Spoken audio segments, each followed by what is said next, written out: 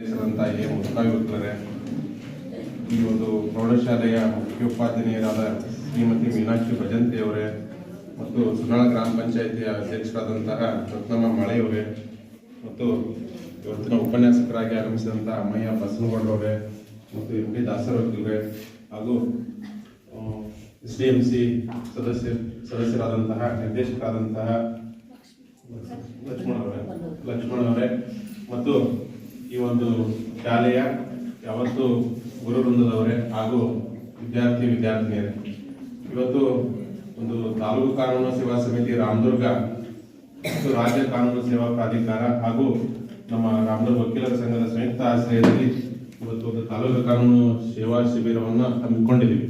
ಇದರ ಮುಖ್ಯ ಉದ್ದೇಶ ಏನಪ್ಪಾ ಅಂದ್ರೆ, ಇವತ್ತು ರಾಷ್ಟ್ರಾದ್ಯಂತ ಒಂದು ರಾಷ್ಟ್ರೀಯ ಯುವ ದಿನಾಚರಣೆಯನ್ನು ಆಚರಿಸ್ತಾ ಇದ್ದೀವಿ. ಈಗಾಗಲೇ ಮೇಡಮ್ ಅವರು ನಿಮ್ಮ ಮುಖ್ಯೋಪಾಧ್ಯಾಯರಿಗೆ ಹೇಳಿದ್ರು, ಯುವಕರೇ ಎದ್ದೇಳಿ ಗುರಿ ಮುಟ್ಟುವವರಿಗೆ ನಿಲ್ಲದಿರಿ ಅಂತ ಹೇಳಿ ಇವತ್ತು ನಮಗೆ ಪ್ರೈಮರಿ ಸ್ಕೂಲ್ನಿಂದ ಹೇಳ್ತಾ ಇದ್ದಾರೆ. ಇವತ್ತು ವಿವೇಕಾನಂದರು ತಮ್ಮ ಅಲ್ಪಾವಧಿಯ ಜೀವನದಲ್ಲಿ 35 ವರ್ಷಗಳಲ್ಲಿ ತಮ್ಮ ಹೆಸರನ್ನು ಅಜರಾಮರವಾಗಿ ಮಾಡಿದ್ದಾರೆ. ಅವರ ಒಂದು ನೆನಪಿಗಾಗಿ 1985ನೇ ಸಾಲಿನಿಂದ ಒಂದು ಯುವಕರಲ್ಲಿ ಜಾಗೃತಿ ಮೂಡಿಸಬೇಕು ಅನ್ನೋ ಉದ್ದೇಶದಿಂದ ರಾಷ್ಟ್ರಾದ್ಯಂತ ಪ್ರತಿ ವರ್ಷ ಜನವರಿ 12ನೇ ತಾರೀಕು ರಾಷ್ಟ್ರೀಯ ಯುವ ದಿನಾಚರಣೆಯನ್ನು ಆಚರಿಸ್ಕೊಂಡು ಬರ್ತಾ ಇದ್ದೀವಿ. ಒಂದು ಉದ್ದೇಶ ಯುವಕರನ್ನ ಜಾಗೃತಿ ಮೂಡಿಸೋದು. ಇನ್ನೊಂದು ಉದ್ದೇಶ ಏನಪ್ಪಾ ಅಂದ್ರೆ, ಇವತ್ತು ನಮ್ಮ ದೇಶಾದ್ಯಂತ ಬಾಲ್ಯ ವಿವಾಹಗಳು ಹೆಚ್ಚಾಗ್ತಾ ಇದಾವೆ. ಅಂದ್ರೆ 18 ವರ್ಷಕ್ಕಿಂತ ಒಳಗಿನ ಮಕ್ಕಳನ್ನ ಮದುವೆ ಮಾಡಿಕೊಡ್ತಾ ಇದ್ದಾರೆ. ಅದು ವಿವಿಧ ಕಾರಣಗಳಿಂದ ಆಗ್ತಾ ಇದ್ದವು. ಒಂದು ಅನಕ್ಷರತೆ ಮತ್ತು ಇನ್ನೊಂದು ಯುವಕ ಯುವತಿಯರಲ್ಲಿ ಇವತ್ತಿನ ದಿನ ಅತಿ ಬೇಗ ಆಕರ್ಷಣೆಗೊಳಗಾಗಿ ಅವರಿಗೆ ಭವಿಷ್ಯದ ಬಗ್ಗೆ ವಿಚಾರ ಇಲ್ಲದಂತೆ ಒಂದು ದುಡುಕಿನ ನಿರ್ಧಾರವನ್ನು ತೆಗೆದುಕೊಂಡು ಅದರ ಕಾರಣದಿಂದಲೂ ಸಹ ಇವತ್ತು ಬಾಲ್ಯ ವಿವಾಹಗಳು ಹೆಚ್ಚಾಗ್ತಾ ಇದ್ದಾವ ಉದ್ದೇಶದಿಂದ ಇವತ್ತು ನಮ್ಮ ಸುಪ್ರೀಂ ಕೋರ್ಟ್ನವರು ಮತ್ತು ಕರ್ನಾಟಕ ರಾಜ್ಯ ಉಚ್ಚ ನ್ಯಾಯಾಲಯದವರು ನಿರ್ದೇಶನವನ್ನು ನೀಡಿ ಇವತ್ತಿನಿಂದ ಮುಂದಿನ 100 ದಿನಗಳ ಕಾಲ ಪ್ರತಿ ಹಳ್ಳಿಗೆ ಹೋಗಿ ಒಂದು ಗ್ರಾಮೀಣ ಮಟ್ಟದಲ್ಲಿ ಜಾಗೃತಿಯನ್ನು ಮೂಡಿಸಿ ಬಾಲ್ಯ ವಿವಾಹ ಮುಕ್ತ ಭಾರತವನ್ನು ಮಾಡ್ರಿ ಅಂತ ಹೇಳಿ ಕರೆ ಕೊಟ್ಟಿದ್ದಾರೆ. ಆ ಕಾರಣದಿಂದ ನಾವು ಇವತ್ತು ಮೊದಲನೇದಾಗಿ ಇವತ್ತು ಸುನ್ನಾಳ ಗ್ರಾಮಕ್ಕೆ ಬಂದು ಒಂದು ಈ ಜಾಗೃತಿ ಮೂಡಿಸತಕ್ಕಂಥ ಕಾರ್ಯಕ್ರಮಗಳನ್ನ ಮಾಡ್ತಾ ಇದ್ದೀವಿ. ಈಗಾಗಲೇ ನಿಮಗೆ ಗೊತ್ತಿದೆ, ವಿವೇಕಾನಂದರ ಇತಿಹಾಸದ ಬಗ್ಗೆ ನಿಮಗೆ ಪ್ರೈಮರಿ ಶಿಕ್ಷಣದಿಂದನೇ ಹೇಳ್ತಾ ಇದ್ದಾರೆ. ಅವರು ತಮ್ಮ ಜೀವನವನ್ನ ಹೇಗೆ ಒಂದು ಸಾಧನೆಯಾಗಿ ತೋರಿಸ್ಕೊಟ್ಟು ಹೋದ್ರು ಅಂತೇಳಿ ಇಡೀ ವಿಶ್ವಕ್ಕೆ ಗೊತ್ತಿದೆ. ಅಂದ್ರೆ ಯುವಕರಲ್ಲಿ ಅಂತ ಒಂದು ಶಕ್ತಿ ಇರ್ತದೆ, ಅದನ್ನ ಯುಟಿಲೈಸ್ ಮಾಡ್ಕೊಳ್ಳೋದ್ರಲ್ಲಿ ಯುವಕರು ವಿಫಲರಾಗ್ತಾ ಇದ್ದಾರೆ. ಆ ಕಾರಣದಿಂದ ಅವರಿಗೆ ಜಾಗೃತಿ ಮೂಡಿಸಿದಲ್ಲಿ ಆ ಒಂದು ಯುವ ಶಕ್ತಿಯನ್ನ ಸದ್ಬಳಕೆ ಮಾಡಿಕೊಂಡಲ್ಲಿ ರಾಷ್ಟ್ರವು ಎಲ್ಲ ಹಂತಗಳಲ್ಲೂ ಸಹ ಮುನ್ನುಗ್ಗಿ ಸಾಧನೆ ಮಾಡೋದು, ಸಾಧನೆ ಶಿಖರಕ್ಕೆ ತಲುಪೋದ್ರಲ್ಲಿ ಯಾವುದೇ ಸಂಶಯ ಇರೋದಿಲ್ಲ ಅಂತೇಳಿ ಕಾರಣದಿಂದ ಈ ಒಂದು ಯುವ ದಿನಾಚರಣೆಯನ್ನು ಆಚರಿಸ್ತಾ ಇದ್ದೀವಿ. ನಾನು ನಿಮ್ಮ ಮೂಲಕ ಒಂದು ವಿನಂತಿಸಿಕೊಳ್ಳೋದೇನಪ್ಪಾ ಅಂದ್ರೆ, ಎಲ್ಲರಲ್ಲೂ ಒಂದು ವಿಶಿಷ್ಟವಾದ ಸಾಮರ್ಥ್ಯ ಇರ್ತದೆ, ಆದ್ರೆ ಅದರದ್ದು ನಮಗೆ ಗಮನಕ್ಕಿರೋದಿಲ್ಲ. ಆ ಕಾರಣ ನಿಮಗೆ ಯಾವುದರಲ್ಲಿ ಆಸಕ್ತಿ ಇರ್ತದಲ್ಲ ಅದ್ರ ಬಗ್ಗೆ ಒಂದು ವಿಶೇಷ ಒಂದು ಆಸಕ್ತಿ ವಹಿಸಿ ಅದರ ಬಗ್ಗೆ ಗುರಿ ಇಟ್ಟುಕೊಂಡು ಮುನ್ನುಗ್ರಿ. ಹಂಗಾದ್ರೆ ಏನಾದ್ರೂ ಒಂದು ಸಾಧನೆ ಮಾಡಕ್ ಅವಕಾಶ ಇದೆ. ಇವತ್ತು ನೋಡ್ಬೋದು, ನೀವು ದಿನವೊಂದು ರಾತ್ರಿ ಬೆಳಗಾಗೋದ್ರೊಳಗೆ ಒಬ್ಬರು ಪ್ರಖ್ಯಾತರಾಗಿ ಟ್ರೆಂಡಿಂಗು ಯೂಟ್ಯೂಬ್ ಅದು ಇದು ಏನೇನೋ ಆಗ್ತಾ ಇದೆ, ಪ್ರಖ್ಯಾತರಾಗ್ತಾ ಇದ್ದಾರೆ. ಅವ್ರನ್ನೆಲ್ಲೆಲ್ಲೋ ಯಾವ್ದಾವ್ದೋ ವೇದಿಕೆ ಕರೀತಾ ಇದ್ದಾರೆ.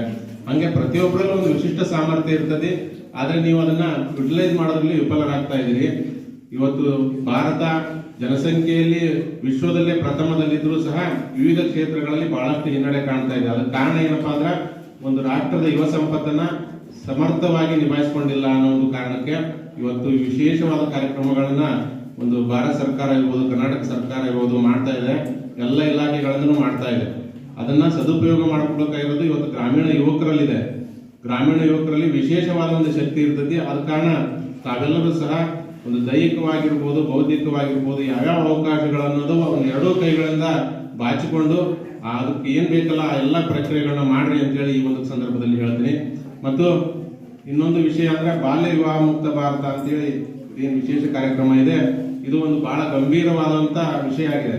ಯಾಕಂದ್ರೆ ಇವತ್ತು ಕರ್ನಾಟಕ ರಾಜ್ಯದಲ್ಲಿ ಬೆಳಗಾವಿ ಜಿಲ್ಲೆಯಲ್ಲಿ 2ನೇ ಸ್ಥಾನದಲ್ಲಿದೆ. ಅಂದ್ರೆ ಬಾಲ್ಯ ವಿವಾಹದಲ್ಲಿ ಬೆಳಗಾವಿ ಜಿಲ್ಲೆ 2ನೇ ಸ್ಥಾನದಲ್ಲಿರೋದು ಇಲ್ಲಿರ್ತಕ್ಕಂಥ ಎಲ್ಲ ನಾಗರಿಕರಿಗೂ ಒಂದು ಅಗೌರವದ ಪ್ರಶ್ನೆ. ಇದಕ್ಕೆ ಏನ್ ಕಾರಣಪ್ಪ ಅಂದ್ರೆ, ಇಲ್ಲಿ ಸ್ಥಳೀಯರಾದ ಹುಡುಕ್ಬೇಕು, ಅನಕ್ಷರತೆ ಕಾರಣನೋ ಬಡತನ ಕಾರಣನೋ ಏನಂತ ಗೊತ್ತಾಗ್ತಾ ಇಲ್ಲ. ಅದಕ್ಕೆ ಸಲುವಾಗಿ ಇವತ್ತು ನಮ್ಮ ಕರ್ನಾಟಕ ಉಚ್ಚ ನ್ಯಾಯಾಲಯದವರು ಇದೊಂದು ಗಂಭೀರ ವಿಷಯವನ್ನ ಕೊಟ್ಕೊಂಡು ಬೆಳಗಾವಿಯಲ್ಲಿ ಇರ್ತಕ್ಕಂಥ, ಅದರಲ್ಲೂ ಸಹ ಬೈಲಹೊಂಗಲ, ರಾಮದುರ್ಗ, ಸೌದತ್ತಿ ಮತ್ತು ರಾಯಬಾಗ ಇಂಥ ಹಿಂದುಳಿದ ಪ್ರದೇಶಗಳಿಗೆ ಹೋಗಿ ಅಲ್ಲಿ ಜಾಗೃತಿಯನ್ನು ಮೂಡಿಸಲಿ ಅಂತೇಳಿ ಇವತ್ತು ಒಂದು ಕರೆ ಕೊಟ್ಟಿದ್ದಾರೆ. ಆ ಕಾರಣ ನಾವು ಪ್ರತಿ ಹಳ್ಳಿಗೂ ಹೋಗಿ ನಮ್ಮ ಕೆಲಸದ ಒತ್ತಡದ ನಡುವೆಯೂ ಸಹ ಇದನ್ನ ಹೆಚ್ಚಿನ ಒಂದು ಜವಾಬ್ದಾರಿಯಾಗಿ ತೆಗೆದುಕೊಂಡು ಮಾಡ್ತಾ ಇದೀವಿ. ಇಲ್ಲಿ ನಾವು ಗ್ರಾಮೀಣ ಮಟ್ಟದಲ್ಲಿ ಹೋದಾಗ ಜನರಿಗೆ ಇಂಥ ಒಂದು ವಿಶೇಷವಾದ ಕಾರ್ಯಕ್ರಮ ಮಾಡ್ತೇವೆ ಬರೀ ಅಂದ್ರೆ ಯಾರು ಸಹ ಬರೋದಿಲ್ಲ. ಇವತ್ತು ಒಳ್ಳೇದು ಹೇಳ್ತೇವೆ ಅಂದ್ರೆ ಯಾರು ಸಹ ಬರೋದಿಲ್ಲ. ಹಂಗಾಗಿ ಇವತ್ತು ಮುಂದೆ ಯಾರ ಭವಿಷ್ಯ, ನಮ್ಮ ದೇಶದ ಭವಿಷ್ಯ ಯಾರದಲ್ಲ ಯುವಕರಿಗೆ ಹೋಗ್ಬೇಕು ಅನ್ನೋ ಉದ್ದೇಶದಿಂದ ನಾವು ಪ್ರೌಢಶಾಲೆ ಮತ್ತು ಕಾಲೇಜುಗಳನ್ನ ಕೇಂದ್ರೀಕರಣ ಮಾಡಿಕೊಂಡು ಈ ಒಂದು ಕಾರ್ಯಕ್ರಮಗಳನ್ನ ಮಾಡ್ತಾ ಇದೀವಿ. ಏನಪ್ಪಾ ಅಂದ್ರೆ 18 ವರ್ಷ ನಮ್ದು ಏನಪ್ಪಾ ಕೆಲಸಪ್ಪ ಅಂದ್ರೆ ಪಾಲಕರು ಕಷ್ಟಪಟ್ಟು ಓದಿಸ್ತಾ ಇರ್ತಾರೆ, ಓದೋದ್ರ ಕಡೆ ಅಷ್ಟೇ ಗಮನ ಕೊಡ್ರಿ. ಅದನ್ನ ಬಿಟ್ಟು ಬೇರೆ ಯಾವುದೇ ವಿಚಾರಕ್ಕೂ ಗಮನ ಕೊಡ್ಬೇಡ್ರಿ. ನಿಮಗೆ ಈಗ ಗೊತ್ತಾಗಲ್ಲ, ಮುಂದೆ ಹೊರಗೆ ಹೋಗಿ ಅದರಿಂದ ಪರಿಣಾಮಗಳು ಅನುಭವಿಸ್ತಾ ಗೊತ್ತಾಗ್ತಾ ಇದೆ. ಇವತ್ತು ಏನಾಗ್ತಾ ಇದೆ, 16 ವರ್ಷಕ್ಕೆ ಎಲ್ಲೋ ಮುಚ್ಚಿಟ್ಟು ಮದುವೆ ಮಾಡ್ತಾರಮ್ಮ, ಪಾಲಕರು ಮಾಡ್ತಾರ ಅಥವಾ ನೀವು ಇವತ್ತಿನ ಯುವಕರೇ ಮಾಡ್ಕೊಂತಾರ ಅಂತ ಇಟ್ಕೊಂಡ್ರು ಸಹ ಮುಂದೆ ಸರ್ಕಾರದ ಯೋಜನೆ ತಗೊಳ್ತೀವಿ ಅಂತ ತಾಯಿ ಕಾರ್ಡ್ ಮಾಡ್ಕೊಳಕ್ ಹೋಗ್ತಾರೆ. ಗರ್ಭಿಣಿ ಆದ ನಂತರ ತಾಯಿ ಕಾರ್ಡ್ ಮಾಡ್ಕೊಳಕ್ ಹೋದಾಗ ಮದುವೆ ವಯಸ್ಸು ಮತ್ತು ಆ ಗರ್ಭವತಿ ವಯಸ್ಸನ್ನು ಟ್ಯಾಲಿ ಮಾಡಿದಾಗ ಬಾಲ್ಯಾವಸ್ಥೆಯಲ್ಲಿ ಮದುವೆ ಮಾಡೋದು ಕಂಡು ಬರ್ತದೆ. ಅವಾಗ ತಾಲೂಕಾ CDP ಆಫೀಸರ್ಗೆ ಅಲ್ಲಿ ವೈದ್ಯಾಧಿಕಾರಿಗಳು ಮಾಹಿತಿ ಕೊಡ್ಬೇಕಾಗ್ತದೆ. ಮಾಹಿತಿ ಕೊಟ್ಟ ನಂತರ ಅದು ಪ್ರಕರಣ ಆಗ್ತದೆ.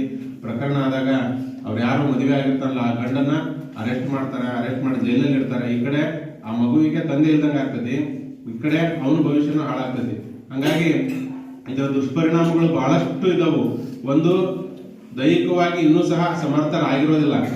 ಆ ರೀತಿ ಕಾಣ್ತಾ ಇರ್ಬೋದು ನಾವು ದೈಹಿಕವಾಗಿ ಸಮರ್ಥರಿದ್ದೇವೆ ಸಂಸಾರಿಕ ಜೀವನ ಮಾಡೋದಕ್ಕೆ ಅಂತ ಹೇಳಿ. ಆದ್ರೆ ಇವತ್ತು ಒಂದು ವೈಜ್ಞಾನಿಕ ಸಂಶೋಧನೆ ಮಾಡಿ ಮಹಿಳೆಯರಿಗೆ 18 ವರ್ಷ, ಪುರುಷರಿಗೆ 21 ವರ್ಷ ಅಂತೇಳಿ ಒಂದು ನಿಗದಿ ಮಾಡಿದ್ದಾರೆ ಕಾನೂನು ಪ್ರಕಾರ. ಆ ಒಂದು ವಯಸ್ಸಾಗುವ ತನಕ ನಮ್ದು ಏನ್ ಕರ್ತವ್ಯ ಇದೆ, ಶಿಕ್ಷಣ ಕ್ಷೇತ್ರದಲ್ಲಿರ್ಬೋದು, ಕ್ರೀಡಾ ಕ್ಷೇತ್ರದಲ್ಲಿರೋದು, ಅದನ್ನ ಮುಂದೋಗಿ ಉನ್ನತದಲ್ಲಿ ನಾವು ಗಮನ ಹರಿಸಬೇಕು ಹೊರತು ಇತರೆ ವಿಷಯಗಳ ಕಡೆ ಗಮನ ಹರಿಸಬಾರ್ದು. ಅದನ್ನ ಮಾಡಿದಾಗ ನಾವು ಒಂದು ಸಾಮಾಜಿಕ ಜವಾಬ್ದಾರಿಯನ್ನ ಯಶಸ್ವಿಯಾಗಿ ನಿಭಾಯಿಸ್ತಂತ ಆಗ್ತದೆ. ಆ ಕಾರಣ ನಿಮ್ಮಲ್ಲಿ ಮತ್ತೊಮ್ಮೆ ಹೇಳೋದೇನಪ್ಪಾ ಅಂದ್ರೆ, ಇವತ್ತು ನಮ್ಮ ಪಾಲಕರು ನಮ್ಮ ಮ್ಯಾಗೆ ಒಂದು ವಿಶ್ವಾಸ ಬಿಟ್ಟು ಕೂಲಿ ನಾಲಿ ಮಾಡಿ ಕಷ್ಟಪಟ್ಟು ನಮ್ಮನ್ನು ಶಾಲೆಗೆ ಕಳಿಸ್ತಾ ಇದ್ದಾರೆ. ನಾವು ಇವತ್ತು ಶಾಲೆಯಲ್ಲಿ ಏನು ನಮ್ಮ ಗುರುವೃಂದವರು ಏನು ಶಿಕ್ಷಣ ಕೊಡ್ತಾರೋ ಅದನ್ನ ಪಡ್ಕೊಂಡು ನಮ್ಮ ಉದ್ದೇಶ ಏನು, ಶಿಕ್ಷಣ ಪಡೆಯೋದು, ಅದ್ರ ಕಡೆ ಗಮನ ಹರಿಸಬೇಕು ಹೊರತು ಇವತ್ತಿನ ಆಕರ್ಷಣೆಗಳಿಗೆ ಒಳಗಾಗಬಾರ್ದು ಅನ್ನೋ ಉದ್ದೇಶಕ್ಕೆ ನಾವು ಒಂದು ನಿಮ್ಮಲ್ಲಿ ಕರೆ ಕೊಡ್ತಾ ಇದ್ದೀವಿ.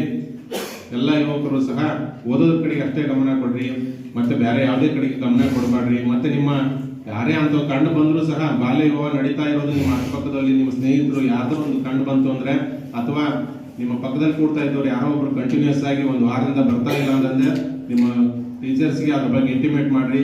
ಆ ಕಾಯ್ದೆಯಲ್ಲೇ ಇದೆ. ಇವತ್ತು ಶಾಲೆಗೆ ಯಾವ ಮಗು ಕಂಟಿನ್ಯೂಸ್ ಆಗಿ 3 ದಿವಸ 4 ದಿವಸ ಅಬ್ಸೆಂಟ್ ಆಗಿರ್ತದೆ ಅಂತ ಪಾಲಕರನ್ನ ಕರೆದು ವಿಚಾರ ಮಾಡಿದಾಗ ಗೊತ್ತಾಗ್ತದೆ ಅನ್ನೋ ಉದ್ದೇಶಕ್ಕೆ ಅದನ್ನೆಲ್ಲರಿಗೂ ತಿಳಿಸಿದೆ. ಕಾನೂನಿನ ಜ್ಞಾನ ಎಲ್ಲರಿಗೂ ಇರಂಗಿಲ್ಲ. ಆ ಕಾರಣ ನಮ್ಮನ್ನ ಇವತ್ತು ಹಳ್ಳಿಯಲ್ಲಿ ಹೋಗ್ರಿ ಅಂತೇಳಿ ಹೇಳಿದ್ದಾರೆ. ಆದ್ರಿಂದ ನಾವು ಸಹ ಇದನ್ನ ಪ್ರಯತ್ನ ಮಾಡ್ತಾ ಇದೀವಿ. ನಮ್ಮ ಪ್ರಯತ್ನಕ್ಕಿಂತ ನಿಮ್ಮಲ್ಲೂ ಸಹ ಅದು ಇರಬೇಕು. ಇದೊಂದು ನಡೀತಾ ಇದೆ, ಇದನ್ನ ನಾವು ತಡೆಗಟ್ಟಬೇಕು, ಇದ್ರ ದುಷ್ಪರಿಣಾಮವನ್ನು ತಿಳ್ಕೋಬೇಕು ಅನ್ನೋದು ಆಸಕ್ತಿನೂ ಸಹ ಎಲ್ಲರಲ್ಲೂ ಇರಬೇಕಾಗ್ತದೆ. ಹಾಗಾಗಿ ಇವತ್ತು ನಾವು ಹೋದ ವಾರ ಎಲ್ಲ ಇಲಾಖೆ, ತಾಲೂಕು ಮಟ್ಟದ ಎಲ್ಲ ಇಲಾಖೆಯ ಮುಖ್ಯಾಧಿಕಾರಿಗಳನ್ನ ಸಭೆ ಕರೆದು ಎಲ್ಲರಿಗೂ ಸಹ ನಿರ್ದೇಶನ ಕೊಟ್ಟಿದ್ದೀವಿ. ನಮ್ಮ ಇಲಾಖೆಯಲ್ಲಿ ಯಾವುದೇ ಕಾರ್ಯಕ್ರಮ ನಡೀಲಿ ಅಲ್ಲಿ ಬಾಲ್ಯ ವಿವಾಹದ ಬಗ್ಗೆ ಜಾಗೃತಿ ಮೂಡಿಸಿ, ಅದರ ದುಷ್ಪರಿಣಾಮಗಳ ಬಗ್ಗೆ ಗ್ರಾಮೀಣರಿಗೆ ತಿಳುವಳಿಕೆ ಕೊಡ್ರಿ ಅಂತ ಈಗಾಗಲೇ ನಿರ್ದೇಶನ ಕೊಟ್ಟಿದ್ದೀವಿ. ತಾವು ಸಹ ತಮ್ಮ ಪಾಲಕರಿಗೆ ಒಂದು ವಿಶೇಷ ಸಂದರ್ಭ ಸಿಕ್ಕಾಗ ಈ ಬಗ್ಗೆ ಜಾಗೃತಿ ಮೂಡಿಸಿ, ಯಾರಾದ್ರೂ ಆ ರೀತಿ ಅಕ್ಕನ ಮಕ್ಕಳಿಗೋ ಅಣ್ಣನ ಮಕ್ಕಳಿಗೋ ಮದುವೆ ಮಾಡಿಕೊಡಕ ಉತ್ಸುಕರಾಗಿರ್ತಾರೆ, ಒಬ್ರು ಯಾವ್ದೋ ನಡೀತಿರ್ತದೆ ಅದ್ರ ಜೊತೆಗೆ ತಂಗಿನೂ ಮಾಡಿಬಿಡೋಣ, ಖರ್ಚು ಉಳಿತೈತಿ ಅನ್ನೋ ಉದ್ದೇಶಕ್ಕೆ ಮಾಡ್ತಾ ಇರ್ತಾರೆ. ಅಂತವನ್ನ ಅವ್ರಿಗೆ ತಿಳುವಳಿಕೆ ಕೊಡ್ರಿ, ಇದ್ರದ್ದು ಏನಾಗ್ತದೆ ದುಷ್ಪರಿಣಾಮ ಅಂತೇಳಿ. ಅಂತಾಗ ಮದುವೆ ಮಾಡಿದವರು ಮಾಡಿಸಿದವರು ಎಲ್ಲರೂ ಸಹ ಕ್ರಿಮಿನಲ್ ಪ್ರಕರಣಕ್ಕೆ ಒಳಗಾಗ್ಬೇಕಾಗ್ತದೆ. ಅದು ಯಾವುದೂ ಆಗಬಾರ್ದು.